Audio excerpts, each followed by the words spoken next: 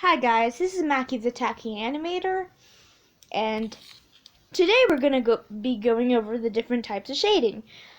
I know there's actually many different types of shading types out there, but I'm just going over a few, and if this video is not professional, then it's not professional. You have to deal with what you got. And so, we're going to be going over transparent shading, solid shading, cell shading, detailed shading, and pencil shading. You could use these type of shadings in your animations if you want to. So I'll just do an example of maybe like a blue circle, for instance. And then let me just copy and paste that 4 times because we're doing different types of shading. And I do not have my stylus, but that's okay. Okay, first of all, transparent shading. You want to know how I did all this transparent look thing? Well, I can teach you. Get the pen, and then all you gotta do is fade it out. Like this. I would say about like this. Then you get that, and there you got this really cool transparent shading thing. It's not the best, but that is okay. Okay, solid shading. It's basically in the name. You have to darken the brush, and you do nothing else to it. It's just that. But I don't find that all that helpful. I mean, I could do more than that, but that's just an example. Cell shading. You usually see this type of shading in cartoons or anime or something like that. So what you gotta do is you gotta get the darker shade of the object you're trying to shade. So basically blue, for instance, you darken it only a tiny bit, but not too much. You could either do transparent or just darken the whole thing. And then you do that. It's kind of the same as transparent shading, but it's just like, I don't know. Okay, detailed shading. Okay, so detailed shading is in its name. You get the darker shade of something again, but you don't want to draw it on the actual object first. You make the shape of what you're shading, you gotta guess, and then you go to the eraser, and then you fade the eraser, and then you just fade it. And it's pretty cool. I learned this from a video too. And I used it in the Break Us All meme too.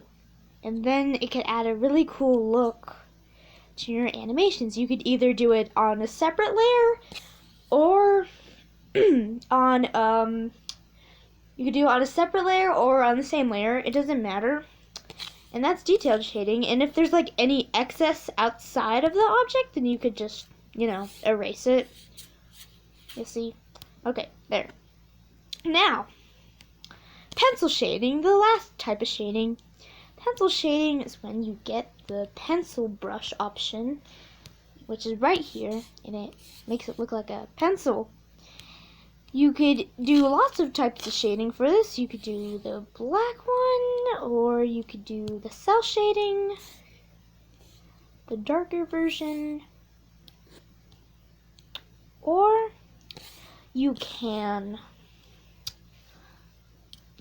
either like lighten it to make it less subtle, make it more soft.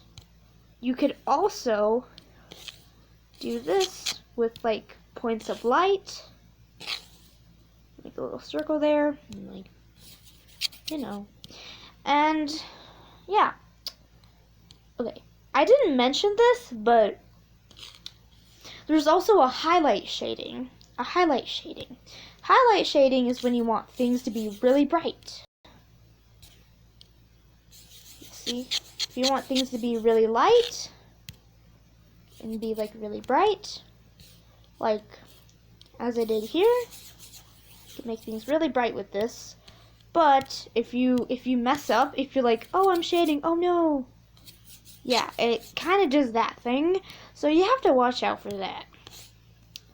But I don't like to use highlighting shading that much. I just kind of fade it a lot since it's really dark. See, there you go. It's easy.